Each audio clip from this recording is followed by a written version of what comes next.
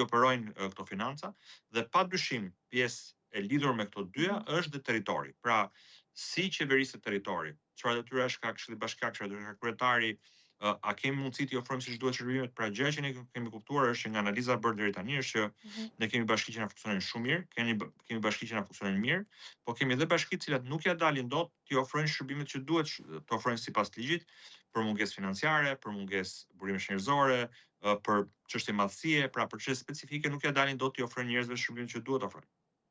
E kuptoj, mirë po ju shkoni pra drejt reduktimit, apo jo me sa e kam ndjekur, drejt reduktimit të numrit të bashkive? Dgjoj, kjo nuk është një çështje numrash, as çështje reduktimi e poshtimi, kjo është një çështje e cila duhet analizohet në mënyrë të detyruar nga ana e funksionalitetit. Dhe ne duhet të kuptojmë si na funksionojnë bashkitë, ku na funksionojnë mirë dhe kur ja dalin t'i ofrojnë shërbime qytetarëve.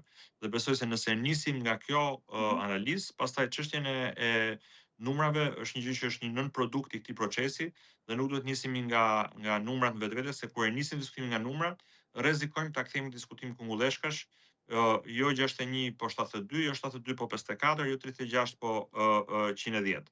Pra, nuk duhet të jetë ky një ushtrim numrash, duhet të jetë një ushtrim si i shërbejmë në mënyrë më eficiente qytetarëve. E kuptoj, e qartë patjetër, por nëse mund na e konkretizoni ndoshta pak fare me një shembull më aq sa e keni vretur dhe ju nevojat ku ka pikërisht ndryshime që mund të lidhen pastaj detyrimisht edhe me ndryshim numrash. Pra, në çfarë? Po ne kemi disa korrelacione, ne kemi disa korrelacione të qarta numrash. Pra, korrelacioni i parë është që në qoftë se bashkitë e mëdha kanë tipikisht 7, 8 apo 9 njerëz në mesatarin e tyre për çdo 1000 banor, pra çdo 1000 banor që kanë territor kanë 7 apo 8 njerëz që punojnë për të shërbyer këtyre njerëzve.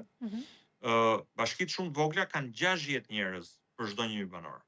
Që thotë nga ana e eficiencës nuk kemi të bëjmë me një diferencë me gjysmë herë, kemi të bëjmë diferencë që është me 10 herë. Pra, problemi që ngrehet her pas here nga opozita i sasisë së madhe të njerëzve, nuk është një numër abstrakt, thjesht kanë shumë njerëz. Lidhet sa veta ke për çdo 1000 njerëz që duhet të shërbesh. Dhe bashkitë e mesme dhe të mëdha kanë 6, 7, 8 njerëz për çdo 1000 banor. Bashkitë e vogla dhe sa më të vogla bëhen, aq më i madh është ky numër dhe shkon në 60, 65 veta për çdo 1000 banor. Të ardhurat e veta, bashkitë e mëdha dhe të mesme gjenerojnë më shumë të ardhura dhe për rrjedhoj bëjnë më shumë investime se bashkitë më të vogla. Dhe kjo është e lidhur në mënyrë sistematike. Sa më e vogël është bashkia, aq më pak mundësi ka të mbledhë të ardhurat vetat dhe pavarësisht faktit që merr përfrym më shumë nga qeveria qendrore se sa bashkitë e mëdha, prap nuk ja del dot të ofrojë shërbime eficiente në territorin që ka, sepse nuk kanë mjaftueshëm volum për të ofruar shërbimin që duhet të ofrojnë. Së